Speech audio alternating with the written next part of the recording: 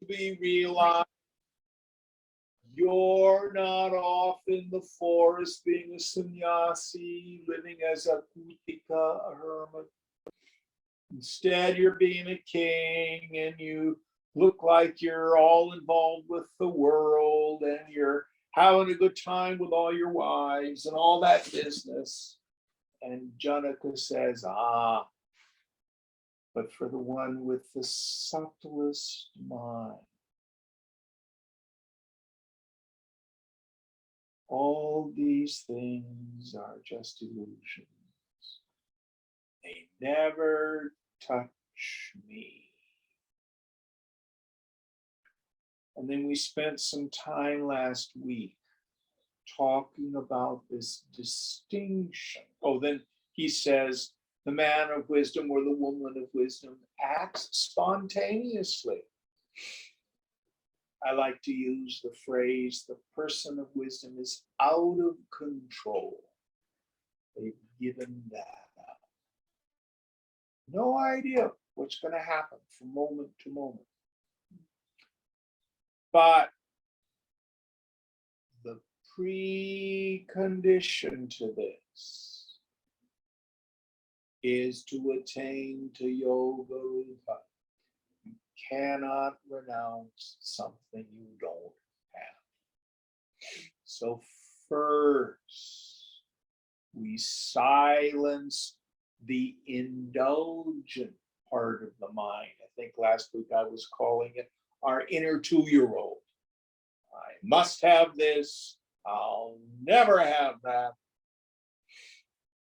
All that has to go till you're willing for it to be however it is for the rest of eternity. And all our struggles cease. Man, act spontaneously. I think we finished the chapter, didn't we, Aditi? Yes. All right, next chapter. And I think we have Ashtavakra talking again. Mm-hmm. Chapter 5. Ashtavakra vacha na te sango asti kenapi kim shuddhastasya utvichasi Sangharta vilayam kurvan meva layam praja. You have no contact with anything whatsoever. Pure as you are, what do you want to renounce? Having dissolved the body complex, enter into laya, the state of dissolution. Yes. So we have this term laya, manolaya. It's defined variously depending on the scripture. When we look at it in the context of Mandukya Upanishad, it means moving towards deep sleep. They will use the term manunasha, the destruction of the mind. Here, laya means the dissolution of all personal senses.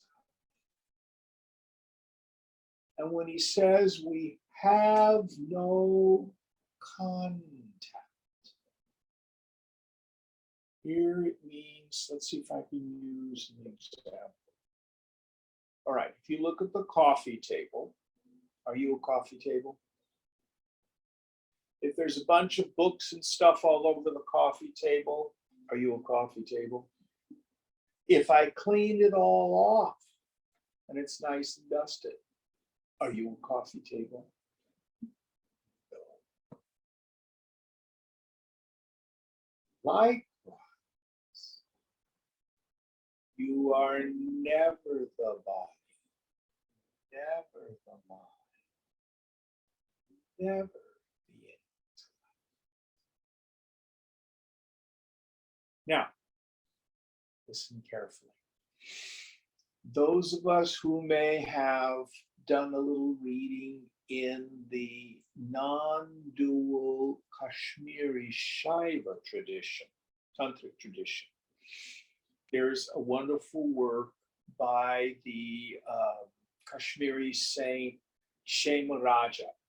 We talked about him at all? Yes, no? I don't think so. Anyway, and there's a wonderful translation of his Recognition Sutras by Christopher Wallace.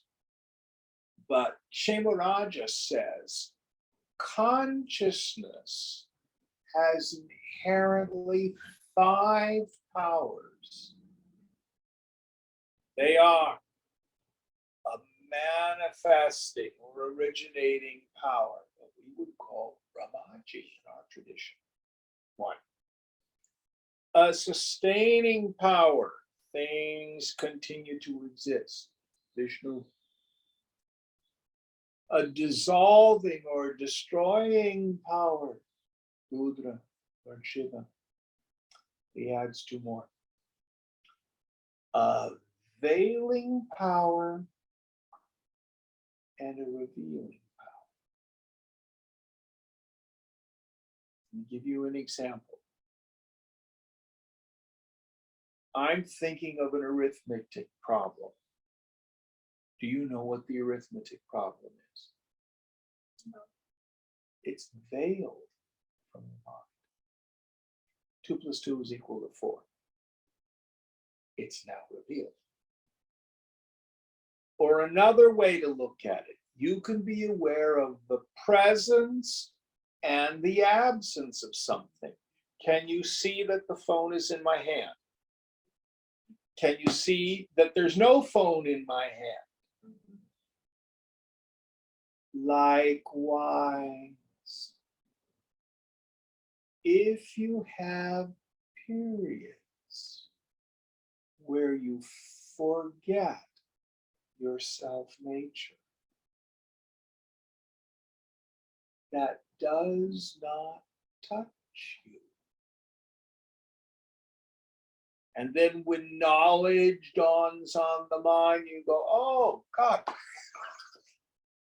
Aham Brahmasmi, I am that space of consciousness. You woke up. That doesn't touch you either. All those 5 powers are just the movement of the Chaitanya, states of consciousness, the stuff of mind. Now, be very careful.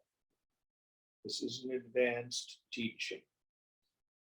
This is not intended for us to rationalize our ignorance. The point is, if you have periods of ignorance,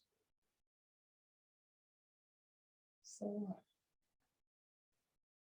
Now, if you never have moments of knowledge, this teaching isn't of value for you. But here, get out of the mind. Have no relationship with its stupid mind states. Whether it comes up with an idea, whether it sustains an idea, whether it dissolves an idea, whether there's covering or whether there's revealing. None of that touches you.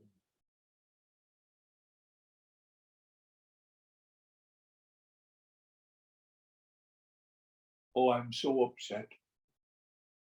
I slept last night. Terrible, terrible, terrible. Anybody have that idea? Of course not. What's your knowledge of the self in deep sleep?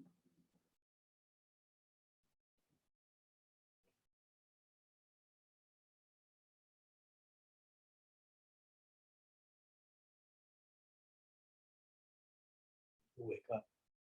Ah, I'm me. Revealed.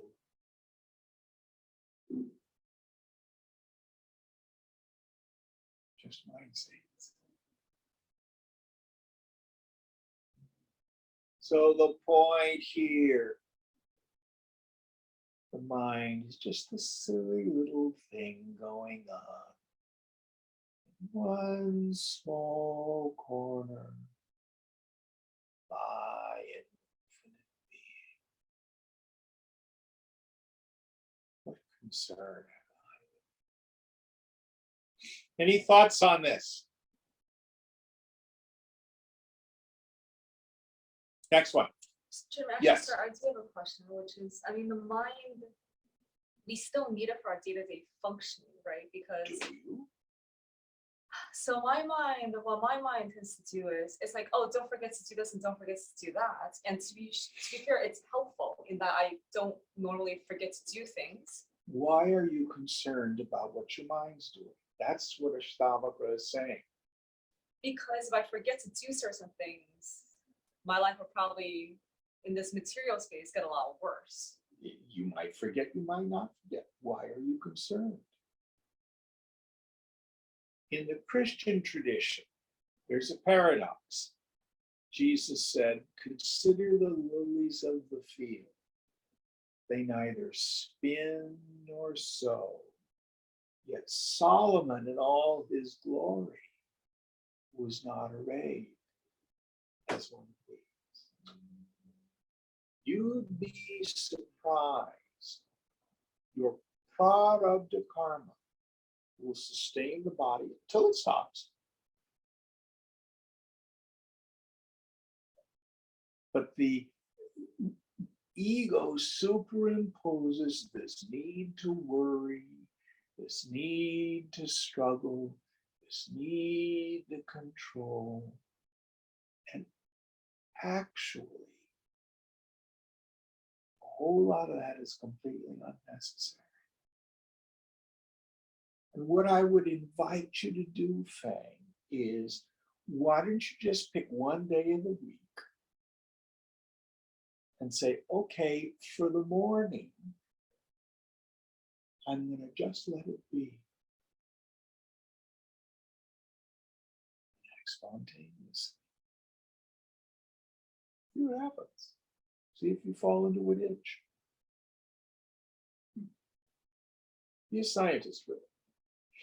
But be willing to let go of this idea that these notions of control, these notions of planning, this, I've got to fix this, I've got to plan this, may be an unnecessary program.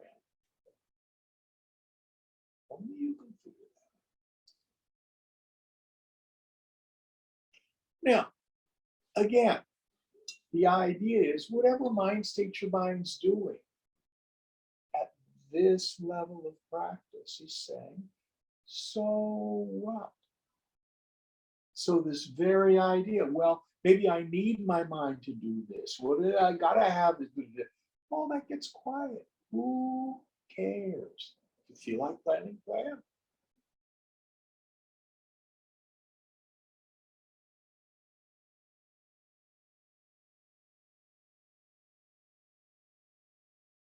The other things we say is, do you need to think about it to make your hair grow? No.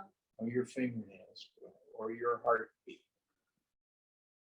Yet this body's intelligence just does a very good job of it, doesn't it? Mm-hmm. Any other thoughts? I don't know if that helps. It does. I guess it's like so long as I don't have to. I'll just give an example. I'm cooking for some friends on Friday and I need to go to the grocery store and my mind keeps on being like, don't forget this thing. So I write it down whenever the mind says, don't forget to buy this thing. And so what? And so write it down. Right. So long as I don't identify with the mind, but just know that it's just coming up with these things. Yeah, it's no big deal.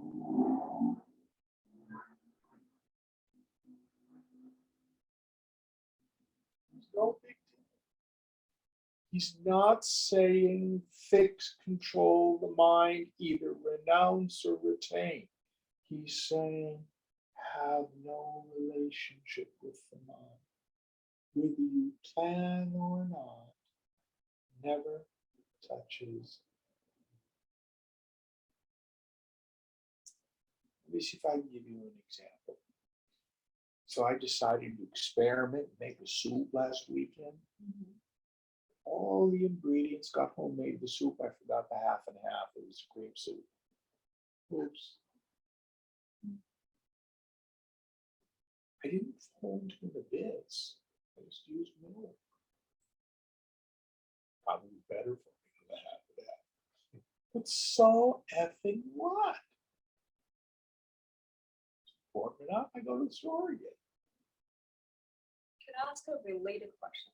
Sure, you can always ask questions. So I think for most of my life, I was unconscious of what my mind was doing sort of in the background. Because I associated myself with my mind, I identify with the thoughts, right? But now I feel like oftentimes I can notice that the mind is just going on its own. I'm just witnessing it, but it's not always the case. Is it better when you say to ignore the mind? Is it better to just let the mind do this unconscious thing, or better to just witness all the thoughts that come up and recognize that you're not it? Always endeavor to be conscious. Again, it Okay. depends on the level of our practice. For you, I would suggest that it's of value to pay attention to the content of your mind and be aware of what it's doing. Just like when you were doing the Vipassana retreat. And then just be aware, but just ignore it, basically, right? What did they recommend that you do on the Vipassana retreat? Just sit there and don't do anything. Did they say ignore it? Did they say suppress it? They said basically just think of it as elevator music in the background. I think that's a pretty good instruction. Okay. For Because with most, okay, sorry, to keep on, because I think this is really important. With most elevator music, after a while, you forget that it's even there, right? So if you treat the mind like elevator music, doesn't it eventually fall back into the unconscious, and then it's just kind of, you Why can don't you identify with it? experiment and find Okay. out? Okay. All right, thank you. The way to heal the mind is a paradox. The way to heal the mind is to get out of the mind. The psychology people say, heal the mind by working within the mind. But if you're meditating, if you've had some practice of being the uninvolved witness, you will not be unconscious. And if you've got denial or you're unconscious about a syndrome, it's going to show up because you're going to act out. Yeah, I guess I'm just worried that I'm so aware of what's going on in the mind that I'm spending all my time aware of all the thoughts, and I'm not sure that's It's only because it's new. okay. Okay, and eventually I will stop focusing so much on the thoughts. Well, and they won't be so effing important. It's just a stupid mind. And you just can keep on dropping it, just like Yeah. thank So in meditation, the material comes up, you let it go. You bring your attention back to your focus if it's extremely noisy. You do that at work. You do that when you're going to the store.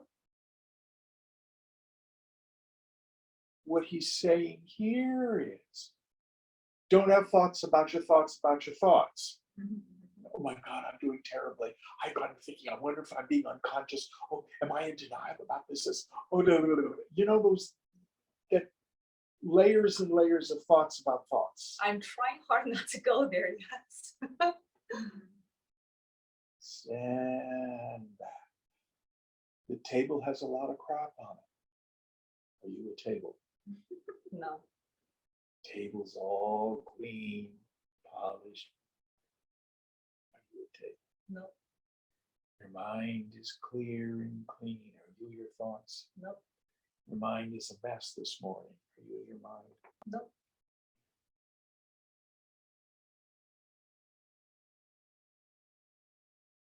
And the babies. That's very good. These are good questions. Real yoga is far more simple than we think.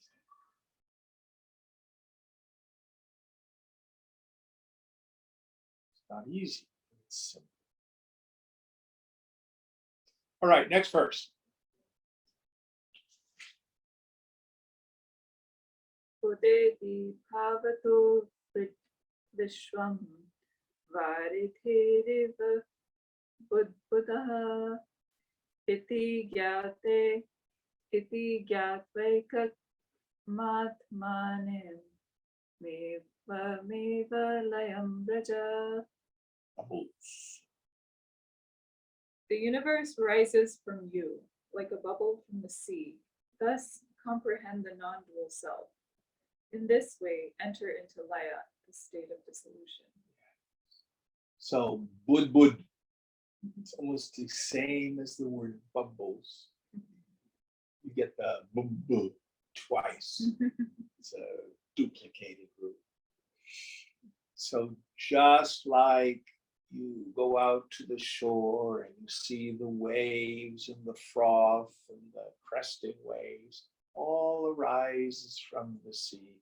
It's nothing but the sea. This is a really good metaphor. Any of you done body surfing? Yes? Yeah. Have you, Faye? Nope. You ever been to the shore swimming in the ocean though? Yeah. Okay. So if the waves are coming in and they're kind of big and you want to get out beyond the breakers, what do you do? Swim underneath the waves. Yes. Yeah.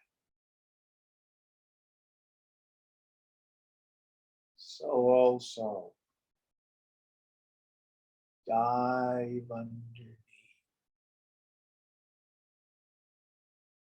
the crashing waves of this world. Waves don't go away.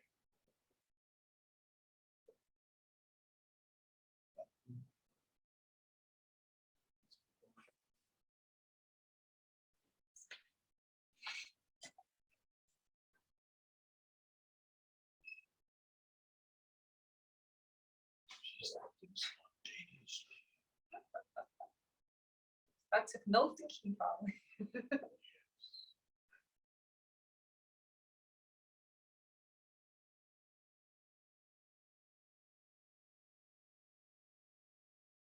Being unconcerned about the content of the mind. Now, the opposite of this, the more I reify my thoughts by my belief in them, the more problematic they become. And oh, these are good thoughts. Oh, these are bad thoughts. Or, oh, these are issues. Oh, this is. And at one level, when you go to the therapist, that's the stuff you want to be dealing with. That's one particular level of our unfold. What Ashtavakra is saying here. I've come to know to a large degree the content of my mind.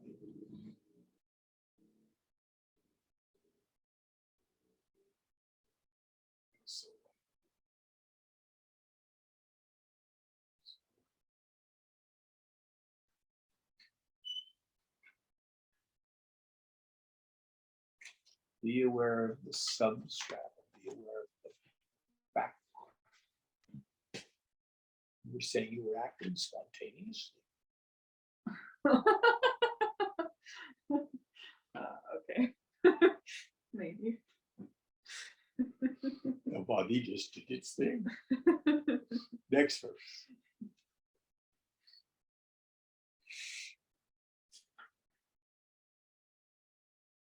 Pratyaksham apyavastutva vidisham nastayam maledyavi rajju sarpa iva vyakta meva layam braja. Raju Sarapa, snakes and ropes. The universe, even though visible, because it is unreal, like the snake and the rope, does not exist in you who are pure. Thus, in this way, enter into Laya, the state of dissolution. Yes. So the snake and the rope, it's a classic metaphor. Because I do not apprehend the rope, I think it's a snake or a water stream or a twig. Superimpose all sorts of things on the rope. But where do those snakes, etc., occur? In my imagination. So also, because of the non-apprehension of my essential nature, I superimpose upon myself the idea that I'm a body, the idea that I'm a person. As soon as I think I'm a person, I got issues. I work on this, and I gotta work on that, and I gotta acquire this and get rid of that. What he's saying here is step back.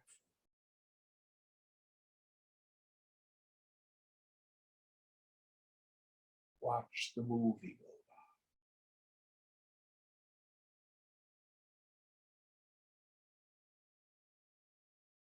No superimposition really. It's just imagination. That's all it is. Don't take it as real. Seen, but not real. The bow in the sky, seen, but not real. Castles in the clouds, seen, but not real. Railroad tracks meeting in the distance, seen, but not real. What about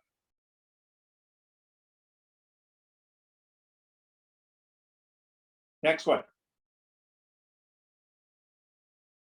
Samadukha sukha purnam asha nirashayo samaha samajivita mrityu sanneva meva layam rita. You are perfect and the same in pain and pleasure, in hope and disappointment, and in life and death. Thus, in this way, enter into Laya, the state of dissolution. So, suffering and happiness, pleasure and pain, sukha dukkha cha, are only the mind's reactions to conducive and non-conducive environments. That's all it is. Honor and dishonor, success and failure, whatever these dvandvas, these pairs of opposites are. Everybody at the level of the equipment gets their allotted dose of successes and failures in life. But none of it touches you.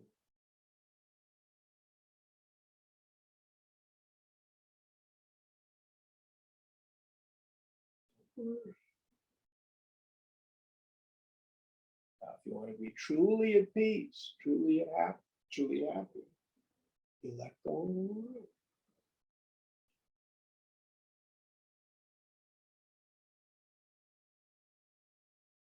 You worry about it. Now, getting out of the mind, we don't feed the mind, so the volume level comes way, way down. And there may be an issue that sticks around for years. So, you just see it. Oh, there's that issue. There's that habit of the mind.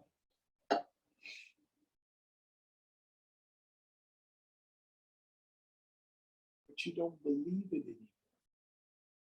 You just don't, that's the mind just throwing that out. No big deal.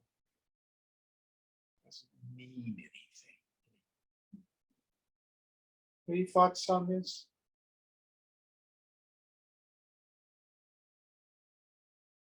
Next verse. Chapter 6, the Self-Supreme. Janaka Uvacha Akasha Vadanantoham Ghata Vat Prakritam Jagat Iti Jnanam Tathetasya Na Tyago Na Praholayaha. Janaka said, "Infinite as space am I, and the world like a limited jar. This is true knowledge. There is nothing then to be renounced, nor to be accepted, nor to be destroyed." So infinite space. So you have the jar. The space in the jar is not really separate from the space around. I call it jar space. I move the jar in space. I'm not moving space around. If Aditi walks around the apartment, she doesn't take the self with her. Your equipment is in the self.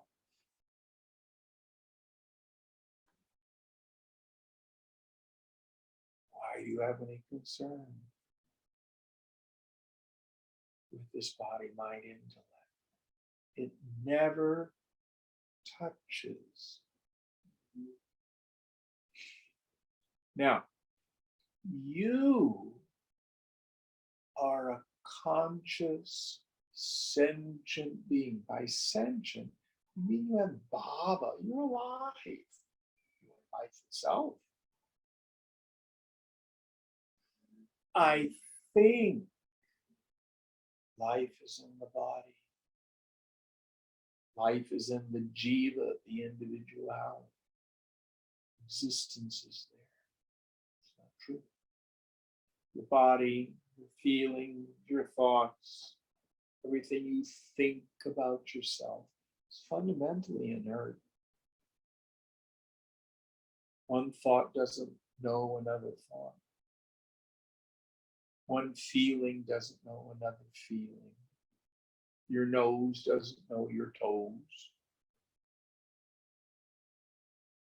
You are a conscious being. When the jar is destroyed, what happens to space?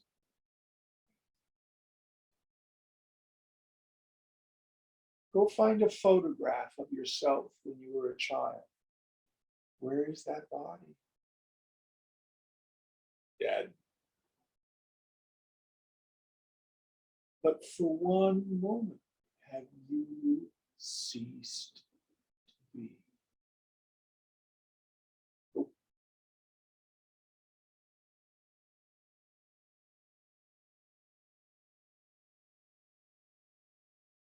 Yourself needs no protection.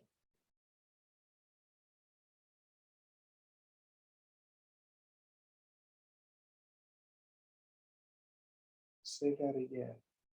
Yourself needs no protection.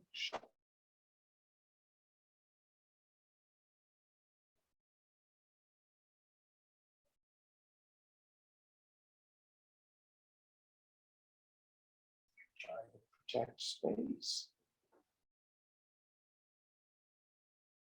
But if in my mind, I think I'm the body and the personality that extends from that, then that's serious business.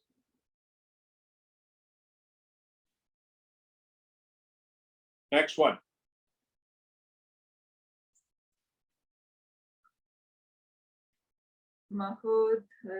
Mahodadhirivahamsa prapancho tichisannipaha iti jnanam tathetasya natyago nagrahodayaha. I am like the ocean, and the universe is like a wave. This is true knowledge. There is nothing then to be renounced, or to be accepted, or to be destroyed. So he's working on these last two verses, especially giving up struggle.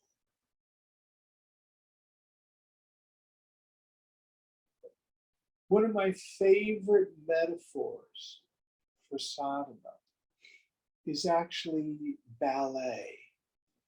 Any of you ever taken dance classes? So can you do a pirouette? Mhm. You tried? Not since I was probably 4. It's hard, isn't it? Yep. Yet, once a dancer finds that center, they can effortlessly just turn around.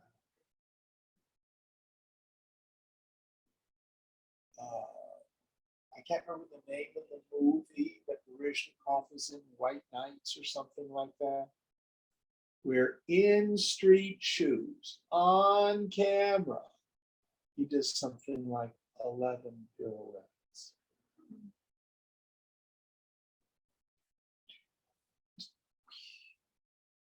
Almost like an ice skater. So you struggle really hard to find the place where you don't struggle. Mhm. That's the paradox of sadhana. We work really hard to come to a place. All struggle ceases. Yeah, but what about my life? Don't I have to struggle to make it through life? What life? It's like a dream. Try not struggling, see what happens.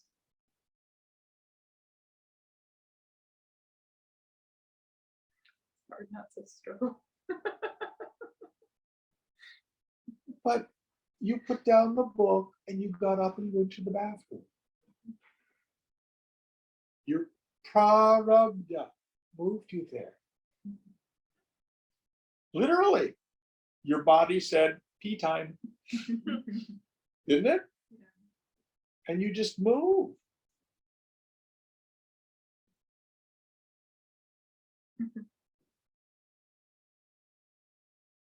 All this struggling was not necessary for you to take that action, was it? You just did it. So you will do what you do. And this idea of prarabdha karma, it will take care of the body. Don't worry about it. And if the body falls down, that's its prarabdha. I promise you, you're going to die.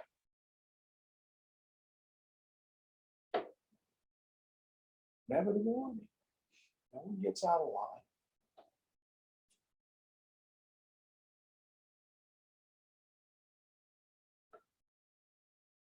There's nothing to accept, nothing to reject, nothing I need to take on as a practice. None of this renounce.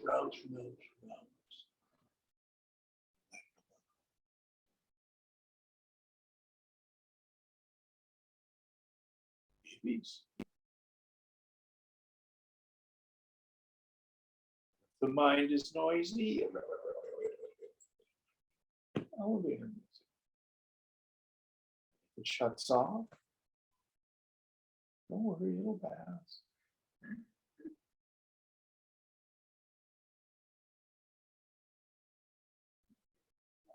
Any thoughts on this?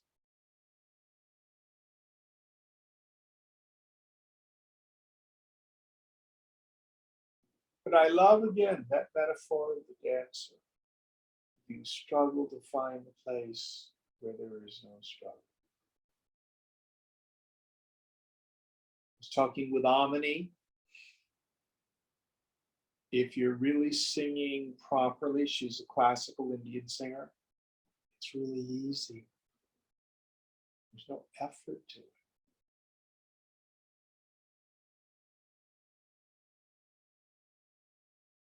Going on, next verse.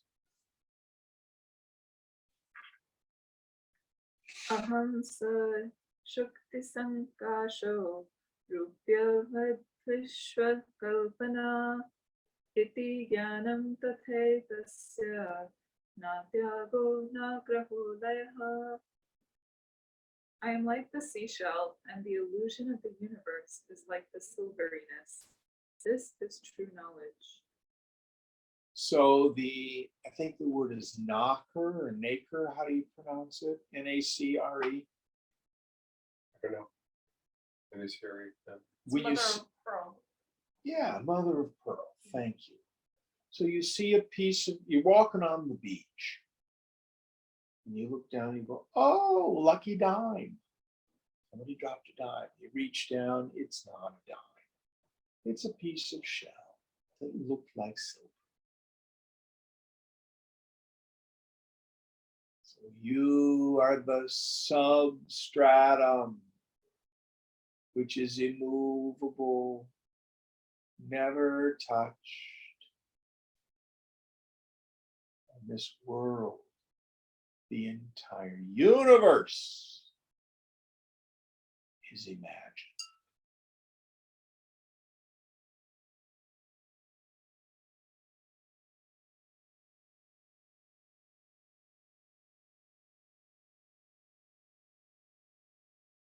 Next one. Aham va sarvabhuteshu sarvabhutanyashtho mayahi iti jnanam tathaitasya natyago nagraho layaha. I am indeed in all beings, and all beings are in me. This is true knowledge. There is nothing then to be renounced, nor to be accepted, nor to be destroyed.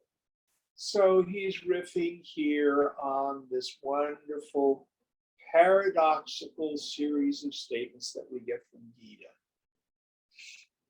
First, Krishna says, all this is strung on me like pearls or gems on a thread. Think of like a mala or a necklace of pearls. Mani sutre. The self isn't you, the self isn't you, the self isn't you, the self isn't you. And later on he says, well, actually, I am not in them. They are in me. So we can go to the dream state. Do you incarnate into a dream? Feels like it. Feels like I am in this world and I am this dream body and the world up there very real. But actually the dream is in me. I pervade the dream, but the dream is in me. And of course, then Krishna answers, well, actually, they're not really in me. If I dream I'm riding a horse, I don't wake up in the morning with a horse in bed with me.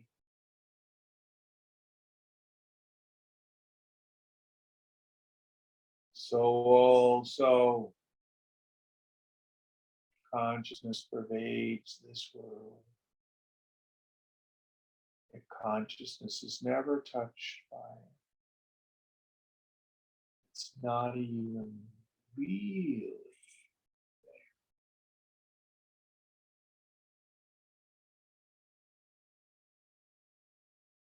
Don't worry about it.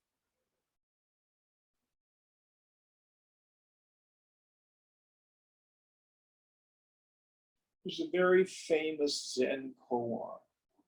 From where you are sitting, move the distant boat across the water. And this is not about having psychic powers. It's about understanding that the divine intelligence, Mother Shakti, is running the show. The same power and intelligence that's having you sit on the floor is making the kids laugh outside, is moving galaxies.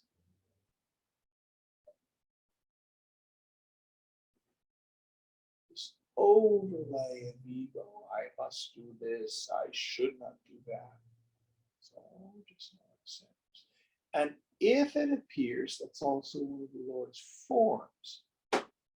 Don't take it as real.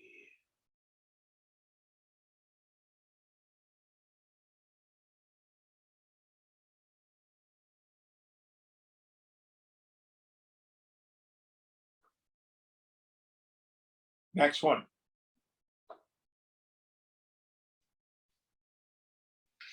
Chapter 7. That tranquil self. Janaka Vacha Mayananda Mahampodho Vishwape Vishwapota Itastataha Pramati Swanta Vadena Namastaya Sahishnuta. In me, Janaka said, in me, the shoreless ocean, the arc of the universe, moves here and there, driven by the wind of its own mind, universal mind. Yes, arc here means a big boat. Yes. Doesn't mean an arc. Yeah. So, what he's saying here, the whole universe is moved hither and thither by the wind of universal mind, the same idea we were talking about. And that includes a particular body, mind, and intellect.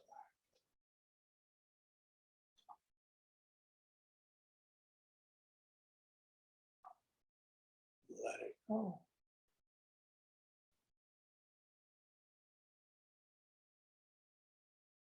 Now, that doesn't mean we don't make a plan. But you've heard all these slogans. Man proposes, God disposes. If you want to find out if God has a sense of humor, just make a plan.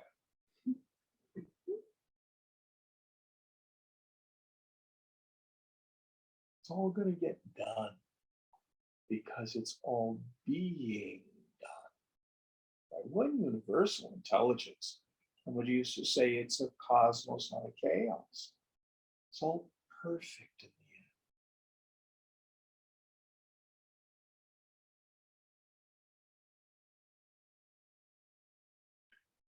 the end. Including our own spiritual unfoldment. You can't make a mistake. You can't really fall off the path.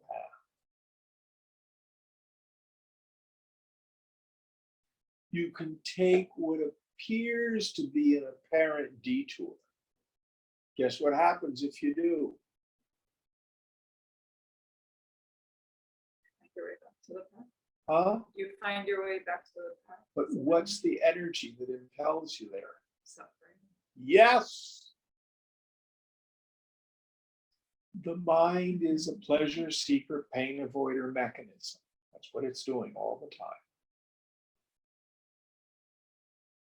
That drives us inevitably to the end. Again, I like to use puberty as a very good metaphor. Nobody chooses puberty.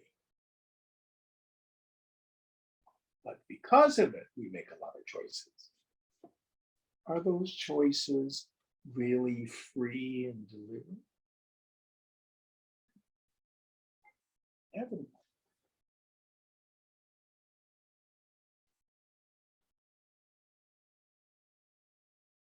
You're gonna do what you're gonna do. Don't worry about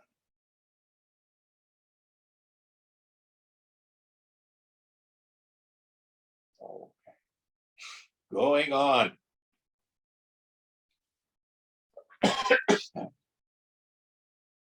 Mayan Nanta Maham Hodo Jagat Vichi Swabhavataha Udetu Vastamayatu Name Ritirna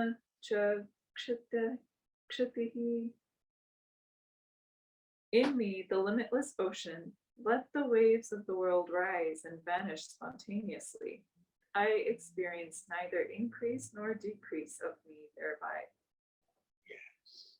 So if there's a storm, the ocean doesn't go, oh, those waves are getting away, I'm going to lower.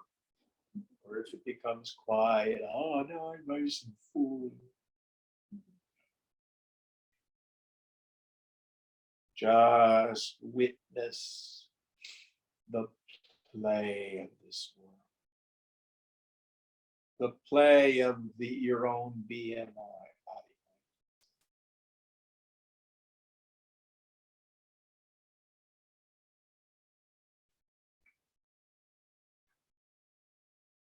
Be still.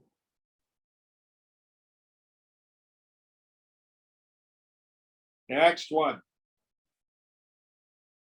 Mayananta Maham Hodho Vishwam Nama Vikalpana Atishanto Nirakara Etadeva Hamastitaha.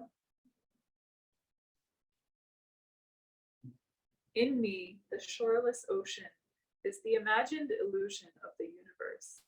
I am the profoundly tranquil and formless. In this knowledge alone, I abide. So the various things of this world, people, places, things and conditions, feelings, thoughts, actions, reactions, all of it comes about as imagination.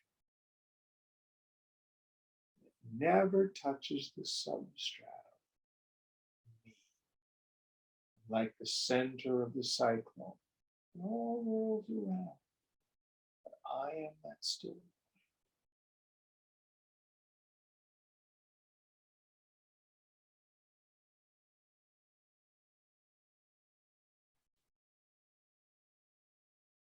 I may not, on a worldly level, agree with what's going on.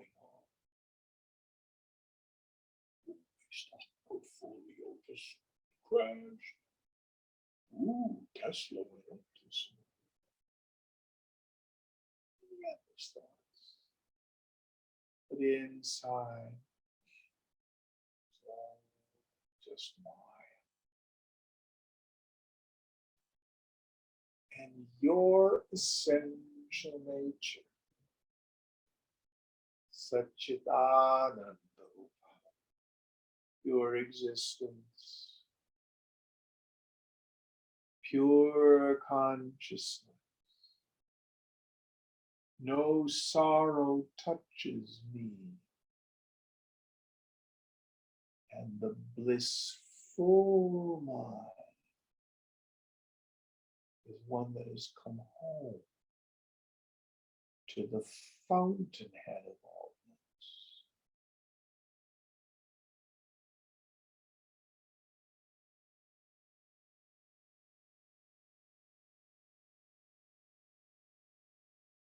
Next one.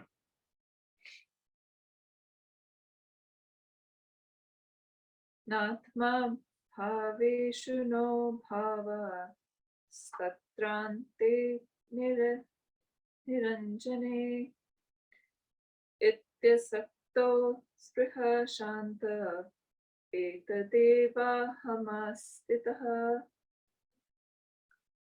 The self is not in the object, nor is the object in this self, which is infinite and taintless. Hence, it is free from attachment and desire. It is tranquil. In this knowledge alone I abide. Again, microcosmically, you close your eyes and imagine a strawberry. Are you in the strawberry? Is the strawberry in you? It appears not a strawberry. You visualize an elephant. Doesn't take more of you to visualize the elephant as opposed to the strawberry.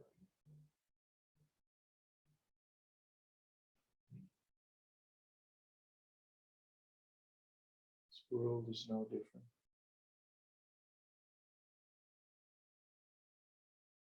None of it ever touches me. I am not diminished or added to. Listen very carefully.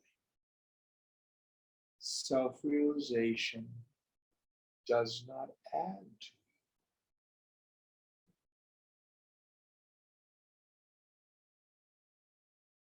Ignorance does not detract from you.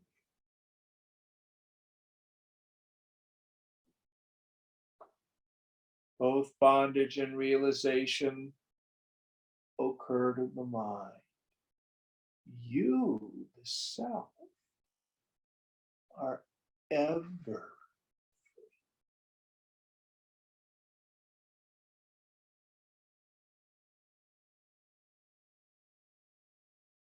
Next one. Aho chinmatrameva mevaha Indrachalopamam jagat ato mam katham kutra heyopadeya kalpana. Juggler and Indrajala. Oh, marvelous! I am really pure consciousness. The world is like a magic show. Hence, how and where can there be any notion of rejection or acceptance in me? So, when we say magic show, we mean an illusionist. It appears to be something other than it is. In the magic show, the woman gets in the box and the magician saws her in half. She's not real. It's an illusion. Cool, but an illusion. This world is no different. What's real, the substract, which you experience as I, is never.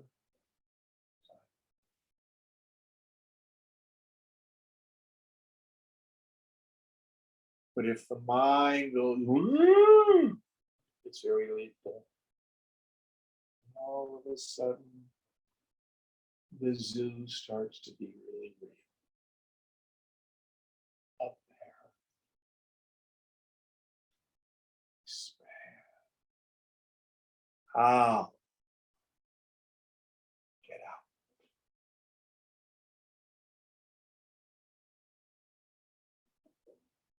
Next one. Chapter 8. Let's stop there. We'll stop 5 minutes early so we can start with a new chapter. Any thoughts before we end? Did you have one, Mark? No. Nothing worth it. I have a question, Jim. Yes. It's more, okay, let me see. Everything that the class said, and it rings true. It's just like I've been doing this practice, and the more I do it, the less I identify with the body I am, and the less suffering. And there are parts in me that are still very, very identified, and And then I just continue doing the practice, and just realizing the uh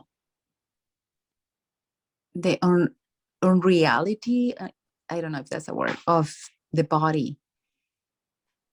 Is there any other way to just, because I love the what you said about the struggle, the struggle to find a space where there is no struggle. It's just like there's no effort, and it is just a matter of practicing and being like in silence and stillness and seeing that.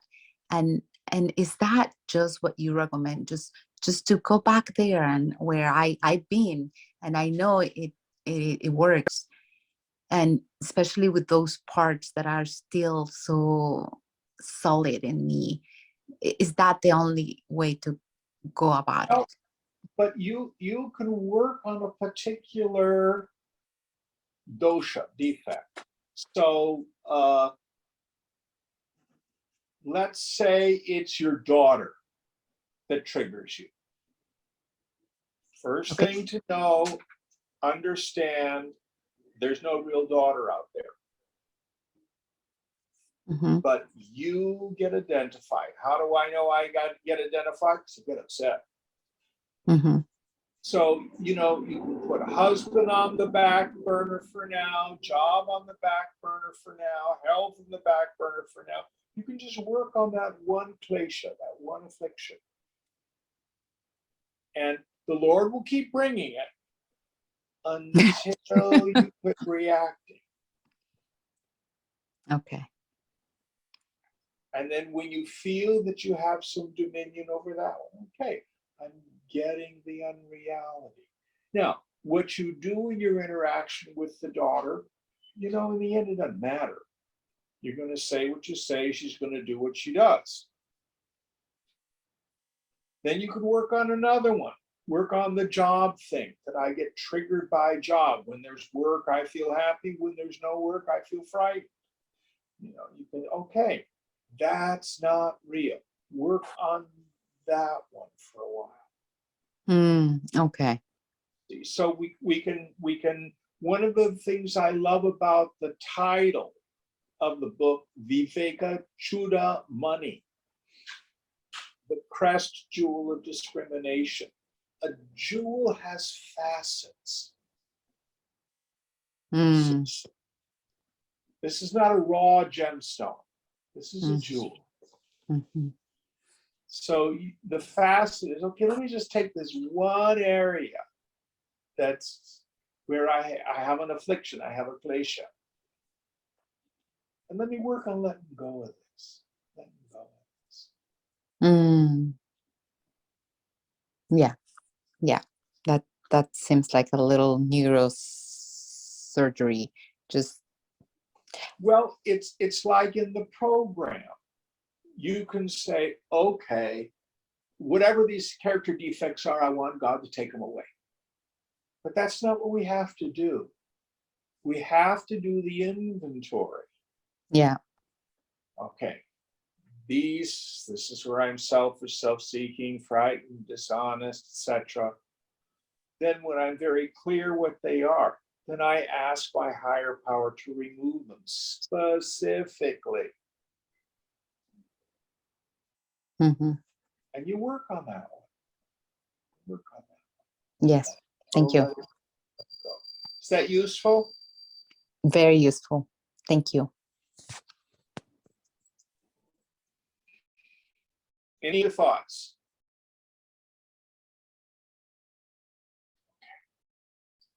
Om Purnamada Purnamidam Purnat Purnamudachyate Purnasya Purnamadaya Purnameva Vishishyate. Om Shanti Shanti Shanti.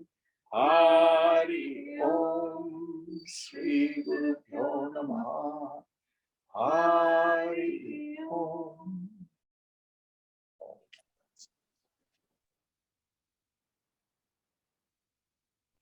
Thank you all. Thank you, Aditi. Thank you, Jim. Thank you, everyone.